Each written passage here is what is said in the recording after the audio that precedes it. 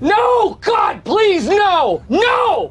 Thì trong cái thời gian vừa rồi mình có mở một cái lớp dạy kèm từ 1 đến 3 người về VRAY cho Sketchup. Thì đây là một cái lớp trao đổi online với cái mục đích là mình muốn trau dồi thêm cái kỹ năng truyền tải nội dung cũng như là suy nghĩ của bản thân và phụ giúp cho những anh em thực sự cần sử dụng VRAY là Sketchup phục vụ cho quá trình mà anh em làm việc sao cho hiệu quả nhất. Mọi thông tin chi tiết xin liên hệ địa chỉ phía dưới mô tả của video này. Cảm ơn mọi người. Thì thời gian tới mình sẽ tiếp tục đăng tải những cái video về những cái tools cũng như là cái trick liên quan đến việc sử dụng phần mềm render cũng như là dựng hình của bên Sketchup thì rất mong được mọi người đó nhận là ủng hộ trong cái thời gian tới. Cảm ơn mọi người rất nhiều. Ok, bye bye mọi người.